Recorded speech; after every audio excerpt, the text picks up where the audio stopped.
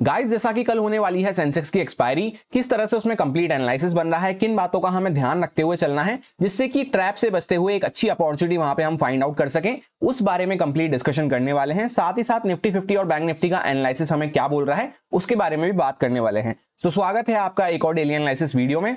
सबसे पहले हम लोग यहाँ पे निफ्टी बैंक के चार्ट को चेकआउट करते हैं। तो जैसा हमने कल डिस्कस किया था कि आज का दिन एक वॉलेटाइल डे हमें देखने को मिल सकता है, क्योंकि एक तो लास्ट थर्सडे को भी काफी अच्छा मोमेंटम होता हुआ नजर आया था, वन वे ट्रेंडिंग। तो वापस से हम इस थर्सडे को ट्रेंडिंग मोमेंटम के लिए प्लान नहीं कर सकते। मार्केट आज के दिन गैप डाउन खुलता हुआ नजर आया। यहां पे 200-300 पॉइंट के आसपास हम गैप डाउन खुले। वहां से मार्केट जो हाई लगाया है अपना 49,000 के भी ऊपर, तो 700-750 पॉइंट के आसपास मार्केट ऊपर जाता हुआ नजर आया, जहां पे लो से लेकर हाई तक हम कैलकुलेट करते हैं तो इतना मोमेंटम हमें देखने को मिला। वहां से वापस से टॉप से हम 300-400 पॉइंट करेक्ट होकर कहीं पे सेंटर में क्लोज होते हुए नजर आए हैं।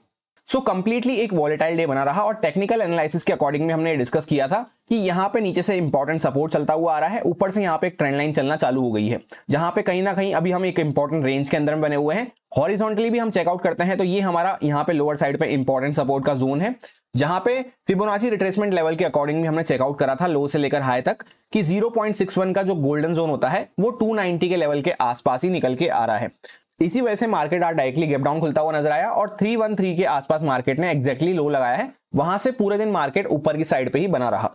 अब आगे भी कल के लिए यहाँ पे सेम स्टैंड ही कंटिन्यू रहेगा कि जब तक हम यहाँ पे इस रेंज के अंदर में बने हुए हैं, ऊपर से यहाँ पे इंपॉर्टेंट रेजिस्टेंस चलते हुए आ रहे हैं, नीचे से इंपॉर्टेंट सपोर्ट चलते हुए आ रहे हैं, तो इसके बीच में यहाँ पे थोड़ा सा वॉलेटाइल मार्केट, थोड़ा सा साइडवेज मार्केट ही हमें देखने को मिलेगा, जहां पे ज्यादा बड़े टारगेट्स प्लान करते हुए हम नहीं चल सकते या ज्यादा बड़ी क्वांटिटी के लिए साथ भी हम प्लान नहीं कर सकते। ऐसा इसलिए है क्योंकि क्वांटिटी तो इसलिए भी हम ज्यादा नहीं ले सकते क्योंकि प्रीमियम काफी ज्यादा हाई चल रहे हैं।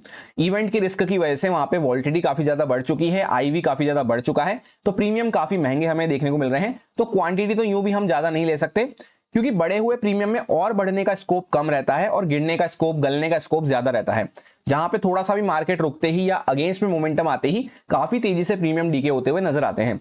और ऑप्शन सेलर्स के लिए वो ज्यादा बेनिफिशियल हो जाता है, जहां पे उनको एक अच्छी रेंज मिल जाती है हेज करके रखने के लिए। तो सारी कंप्लीट बातों को देखते हुए इसके बीच में ज्यादा अग्रेसिव होकर हम कुछ भी प्लान नहीं कर सकते। इलेक्शन के बाद एक बार मार्केट जब डायरेक्शन यहाँ पे फाइंड आउट कर लेता है, उसके साथ हमें एक अच्छे मोमेंटम देखने को मिल सकते हैं। और इसी के साथ एक इंपॉर्टेंट पॉइंट ये भी है कि कल फ्राइडे को हमारा जीडीपी का डेटा भी आने वाला है, GDP growth rate year on year basis पे, तो उस पे भी मार्केट रिएक्ट करता हुआ नजर आ सकता है क्लोजिंग टाइम पे। ऑल्दो ये डेटा हमें 5-5:30 बजे के आसपास देखने को मिलेगा शाम को, पर कभी कभी क्या होता है कि ऑपरेटर्स को पहले से ये बात पता होती है कि किस टाइप का डेटा आ सकता है, तो पहले से पोजिशंस बनना, वॉल्यूम्स में स्पाइक आना, वहां पे पोजिशंस बनना चालू हो जाती हैं। और जीडीपी डेटा के साथ एक इंपॉर्टेंट साइकोलॉजिकल पॉइंट ये भी हो जाता है कल फ्राइडे को कि फ्राइडे के बाद हमारा एक वीकेंड आने वाला है, उसके बाद जो नेक्स्ट वीक चालू होगा वो इलेक्शन रिजल्ट वाला वीक होने वाला है, जहां पे एग्जिट पोल आना चालू होंगे हमारे सामने। तो काफी सारे लोग प्रॉफिट बुक करके जा सकते हैं कल क्लोजिंग टाइम पे, स्पेशली जो उनकी शॉर्ट स्विंग पोजीशंस रहती हैं उनमें वो प्रॉफिट बुक करके जा सकते हैं। यानी स्टॉक्स में हमें प्रॉफिट बुकिंग देखने को मिल सकती है, क्योंकि कोई भी अननेसेसरी रिस्क लेके जाना पसंद नहीं करता है। वीकेंड के बाद हम ओपन हो रहे होंगे तो क्या पता मार्केट ज्यादा बड़ा गैप अप गैप डाउन खुल जाए, उस वजह से कल के दिन हमें एंड में प्रॉफिट बुकिंग या थोड़े से स्पाइक्स हमें देखने को मिल सकते हैं वॉल्यूम में। तो कोशिश हमें ये करनी है कि अगर हम कोई ट्रेड लेते हैं तो उसको एक तो अच्छे से ट्रेल करते हुए चलना है, और हो सके तो सेकंड हाफ से पहले हमें उसको क्लोज कर देना है अगर इंट्राडे की हमारी ट्रेड है तो। अब 15 मिनट टाइम फ्रेम पे हम आ चुके हैं एग्जैक्ट इंट्राडे कंडीशंस को समझने के लिए। सबसे पहले जैसा हमने डिस्कस करा था कि यहां से यहां तक एक अच्छा मोमेंटम हुआ, उसके बाद यहां पे ये 290 के आसपास हमारा 0.61 का गोल्डन जोन निकल के आता है। 50 से 70 पॉइंट ऊपर नीचे का हम यहां पे पूरा जोन मार्क करते हुए चल सकते हैं। एग्जैक्टली मार्केट वहीं पे गैप डाउन खुलता हुआ नजर आया, और गैप डाउन के केस में हमने ये डिस्कस किया था कि एक दिन पहले मार्केट गैप डाउन खुला, फर्स्ट टिक के साथ ऊपर गया, क्लोजिंग प्राइस के आसपास रेजिस्टेंस लेके पूरा दिन सेलिंग में बना रहा। तो ये चांसेस रिपीट होने के कम हो जाते हैं वापस से प्रोबेबिलिटी वाइज, जहां पे हमने ये डिस्कस किया था कि अगर मार्केट गैप डाउन खुल के ऊपर जा रहा है और क्लोजिंग प्राइस को अपने ब्रेकआउट करता है तो इसके ऊपर हमें बाइंग की अपॉर्चुनिटी मिल सकती है, मार्केट धीरे धीरे करता हुआ ऊपर बढ़ता हुआ नजर आ सकता है। जहां पे मार्केट गैप डाउन खुला वहां से 600 पॉइंट्स के आसपास का हमें काफी अच्छा मोमेंटम देखने को मिला। फर्स्ट कैंडल के साथ ही मार्केट क्लोजिंग प्राइस के ऊपर आ चुका था, उसके बाद भी हमें वहां से 300 पॉइंट के आसपास का मोमेंटम देखने को मिला।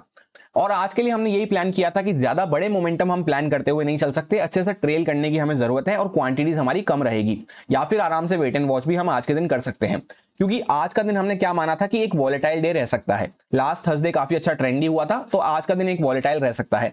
एग्जैक्टली आप चेकआउट करेंगे तो यहाँ पे नीचे से एक अच्छा मोमेंटम हुआ, वापस नीचे आए, फिर वापस ऊपर गए, फिर वापस नीचे आए, कंप्लीट वॉलेटाइल डे यहाँ पे बना रहा। सो होपफुली आपको कल के एनालिसिस से कुछ ना कुछ हेल्प जरूर मिली होगी। कैसी रही आज की आपकी निफ्टी 50 की एक्सपायरी, किस इंडेक्स में आपने ट्रेड करना पसंद किया, कमेंट करके जरूर बताना। अब कल के लिए हमारे लिए सिंपल हो जाता है एनालिसिस कि यहां से एक अच्छा मोमेंटम हमने किया, अभी सेंटर में हम कहीं पे खड़े हुए हैं, जहां पे इस लेवल के नीचे जब हम जाना चालू करते हैं या फिर एटलीस्ट यहां पे 500 के लेवल के नीचे जब हम जाना चालू करते हैं, तभी यहां पे हम शॉर्ट के बारे में सोच सकते हैं, क्योंकि मार्केट अपने 0.61 लेवल के आसपास रिट्रेस करके यहां पे एक अच्छा खासा होल्ड करता हुआ नजर आ रहा है। एक प्रॉपर रेंज हमें देखने को मिल रही है 2 दिन की।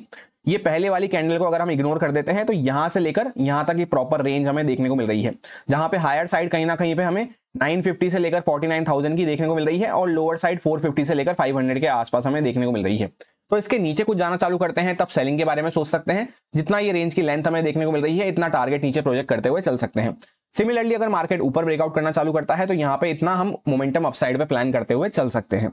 इसी के साथ एक इंपॉर्टेंट पॉइंट क्या है कि यहाँ पे आपको क्लोजिंग देखने को मिल रही होगी 822 के आसपास, पर ये जो एंड में हमें स्पाइक देखने को मिला, एंड में मोमेंटम देखने को मिला, इस वजह से जो एडजस्टेड क्लोजिंग प्राइस आई है वो थोड़ा सा नीचे हमें देखने को मिल रही है 682 के आसपास।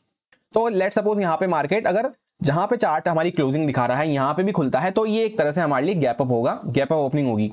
तो गैप अप के केस में अगर हम यहाँ पे भी खुलते हैं तो उस केस में हमारा बाइंग साइड पे प्लान रह सकता है। यानी सिंपली हम इस जोन में कहीं पे भी खुलते हैं यहां से लेकर यहां तक, और मार्केट अगर ऊपर निकलना चालू कर रहा है तो छोटा सा स्टॉप लॉस डाल के हम बाइंग साइड पे प्लान रखते हुए चल सकते हैं। पहला टारगेट हमारा 49,000 के ऊपर रहेगा। वैसे भी यहाँ पे क्या हुआ है 49,000 के 40 पॉइंट ऊपर हम गए, यहां से कंटिन्यू हम चलते हुए आए।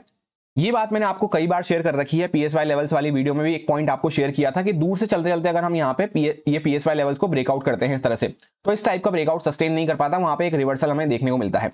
तो एक बार वापस से यहाँ पे 49,000 के ऊपर जाके हम रिवर्सल दिखा चुके हैं। अगर यहाँ कहीं पे मार्केट ओपन होता है और ऊपर निकलना चालू कर रहा है तो इसके ऊपर एक अच्छा मोमेंटम हमें मिल सकता है वापस से, जहां पे छोटा सा स्टॉप लॉस डालते हुए हम अच्छे से ट्रेल करते हुए क्वांटिटी कम रखते हुए प्लान कर सकते हैं छोटे टारगेट्स के लिए, क्योंकि प्रीमियम ऑलरेडी काफी हाई है तो यहाँ पे छोटी क्वांटिटी से काम करना ही अच्छा रहेगा।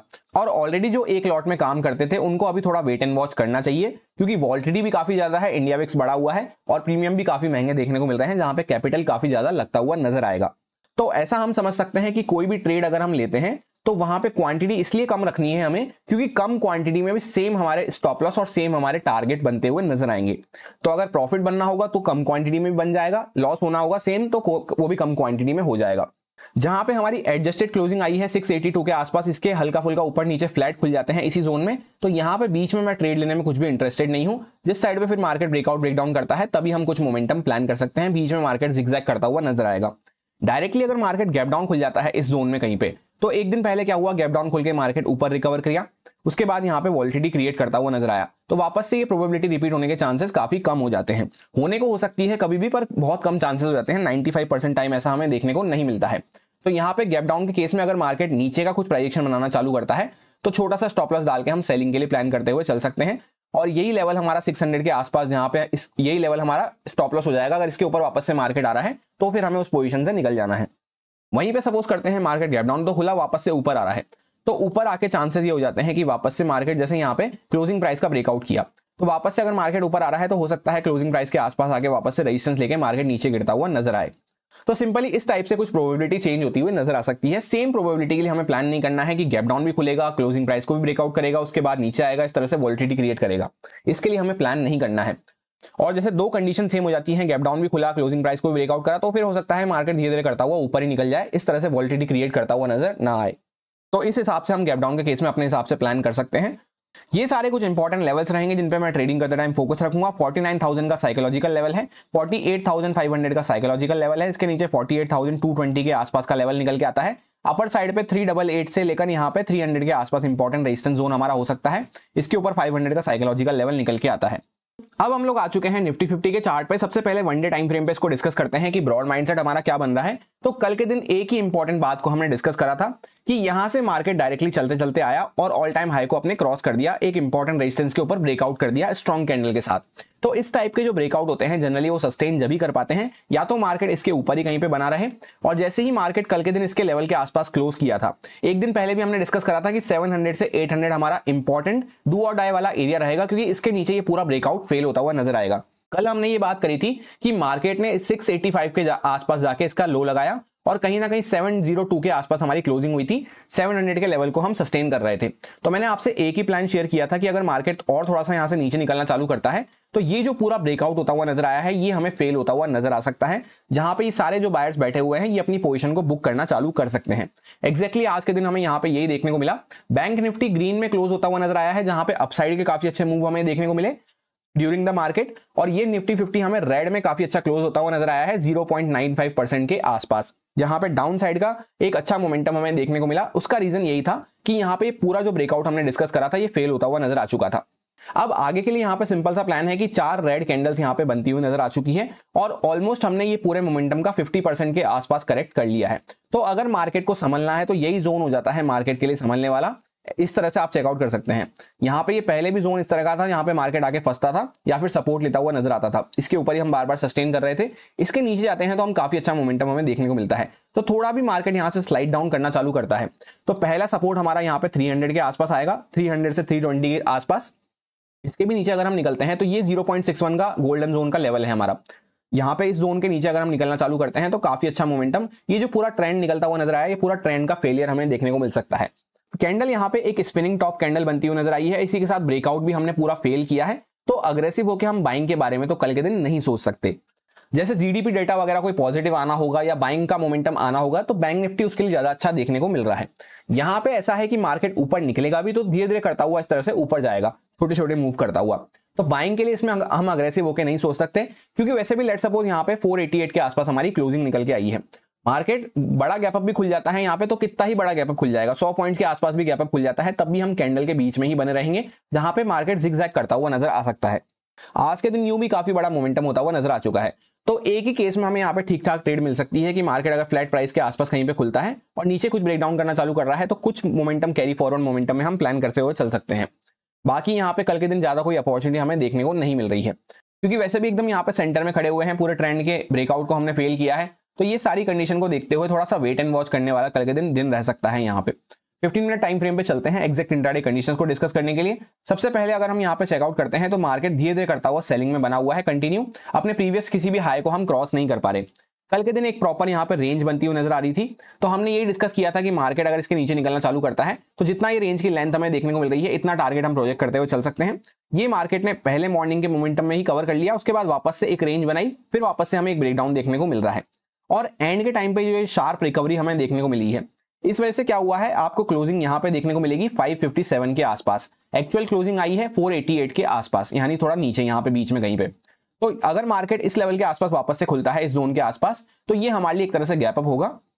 उस केस में क्या होगा, अगर मार्केट यहां से कुछ बाइंग साइड का मोमेंटम निकलना चालू करता है तो छोटे छोटे टारगेट्स प्लान करते हुए 40 से 50 पॉइंट्स के बाद ट्रेल करते हुए या प्रॉफिट बुक करते हुए हम प्लान करते हुए चल सकते हैं, क्योंकि वैसे भी यहां से मार्केट ने मोमेंटम किया, यहां तक आते आते वी शेप रिकवरी हो जाएगी। थोड़ा मार्केट यहां पे रुकता है फिर ब्रेकआउट कर रहा है तो छोटे छोटे टारगेट्स यहां तक का पहला रेजिस्टेंस आएगा, फिर ये रेजिस्टेंस आएगा, इस तरह से छोटे 40-50 पॉइंट के आसपास के टारगेट अगर हमें प्लान करने हैं तभी हम इंट्राडे में कल के दिन इसमें काम कर सकते हैं।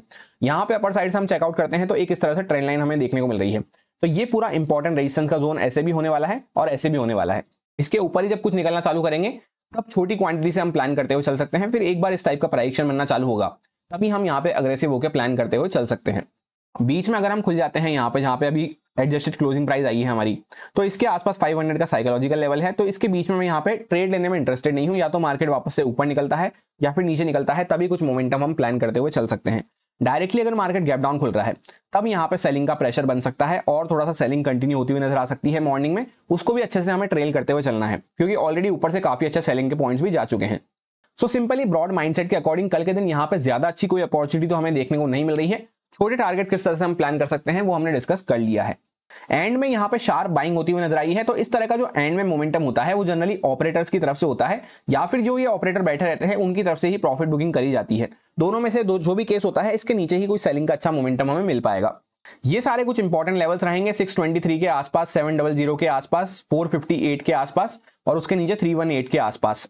अब सेंसेक्स के चार्ट पे हम आ चुके हैं, इसकी कल एक्सपायरी होने वाली है। सबसे पहले वन डे टाइम फ्रेम पे हम चेकआउट करते हैं तो वही सेम सिचुएशन है निफ्टी 50 जैसी कि यहां से कंटिन्यू भगते भगते ऊपर स्ट्रेच लेके ब्रेकआउट कर दिया।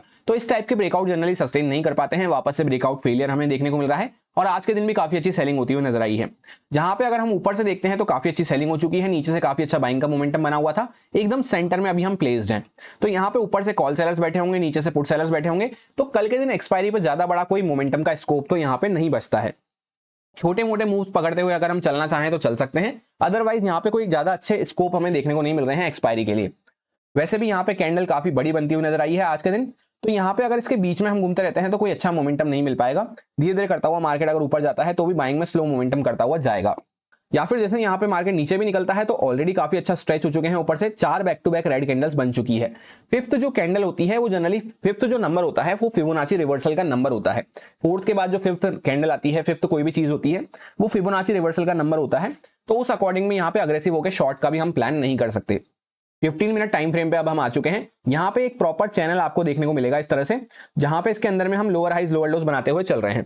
तो ये एक अच्छा मोमेंटम करने के बाद kind of pole and flag आप कह सकते हैं। यहाँ पे लोअर साइड से इसके काफी अच्छा मोमेंटम करना हमने चालू करा है, तो सेलिंग का प्लान तो इसके नीचे ही एक्टिवेट हो पाएगा। यहाँ पे भी क्लोजिंग थोड़ा नीचे आती हुई नजर आई है, 800 के लेवल के आसपास दिखने में हमें यहाँ पे 74,099 के आसपास दिख रही है। तो यहाँ पे अगर इस जोन के आसपास कहीं पे खुल जाते हैं, इस जहां पे हमारी क्लोजिंग दिख रही है इस जोन के आसपास ही कहीं पे, तो ये हमारे लिए गैप अप होगा। इसके ऊपर अगर मार्केट ब्रेकआउट करना चालू करता है, छोटा सा स्टॉप लॉस डाल के बाइंग साइड पे छोटे टारगेट्स प्लान करते हुए पहले चलना है।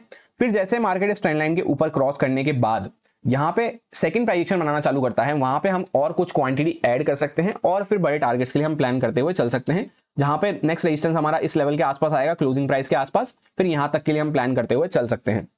इसके बीच में अगर यहाँ पे ओपन हो जाते हैं तो सेम प्लान है कि कोई मैं इंटरेस्टेड नहीं हूं यहाँ पे ट्रेड लेने के, फिर मार्केट जिस साइड पे ब्रेकआउट ब्रेकडाउन करता है तभी हम कुछ प्लान करते हुए चल सकते हैं। जिस तरह की यहाँ पे एंड में शार्प कैंडल बनती हुई नजर आई है निफ्टी 50 और सेंसेक्स में, इसके नीचे ही कुछ हमें यहाँ पे सेलिंग के लिए प्लान करना है, क्योंकि ये देख सकते हैं आप पहले भी इंपॉर्टेंट सपोर्ट वाला हमारा जोन था, जहां से हम यहीं से ब्रेकआउट करके गए थे। अभी वापस इसी के पास हम आ चुके हैं, तो यहाँ पे थोड़ा सा मार्केट चौपी रह सकता है, वापस कुछ नीचे निकलेगा तभी अच्छा मोमेंटम सेलिंग साइड पे मिल पाएगा। ये सारे कुछ इंपॉर्टेंट लेवल्स रहेंगे जिन पे मैं ट्रेडिंग करते टाइम फोकस रखूंगा। यहाँ पे 74,570 के आसपास एक लेवल है, 814 के आसपास एक रेजिस्टेंस है, अपर साइड पे 75,000 का साइकोलॉजिकल लेवल आता है। यहाँ पे 176 के आसपास अभी हम रेजिस्टेंस लेके खड़े हुए हैं, 176 से 200 के आसपास हम इस जोन को कंसिडर कर सकते हैं। यहीं पे ट्रेंड लाइन में हमारी चलती हुई नजर आ रही है। यहाँ पे डाउन साइड पे 761 के आसपास एक सपोर्ट हमारा हो सकता है, 459 के आसपास नेक्स्ट लेवल हमारा हो सकता है। इसके नीचे भी अगर निकलते हैं 459 के 400 के नीचे, तो फिर काफी दूर हमारा सपोर्ट निकल के आ रहा है, 800 के आसपास तक भी हम जा सकते हैं। यही मेरा सिंपल सा एनालिसिस बन रहा था तीनों इंडेक्सेस में, जो आपके साथ प्योरली एजुकेशन एक्सपीरियंस पर्पस से शेयर किया गया है। सारे लॉजिक्स एंड रीजंस को एक्सप्लेन करते हुए सारे इंपॉर्टेंट पॉइंट्स आपके साथ डिस्कस कर लिए हैं, साइकोलॉजी वाइज, टेक्निकल वाइज। अब अगर आपको अच्छा लगता है तो आप इसको यूज में ले सकते हैं अपने रिस्क पे, अपने प्रॉपर रिस्क मैनेजमेंट को फॉलो करते हुए, अच्छे से स्टॉप लॉसेस वगैरह को फॉलो करते हुए। Happy Sensex expiry, thank you.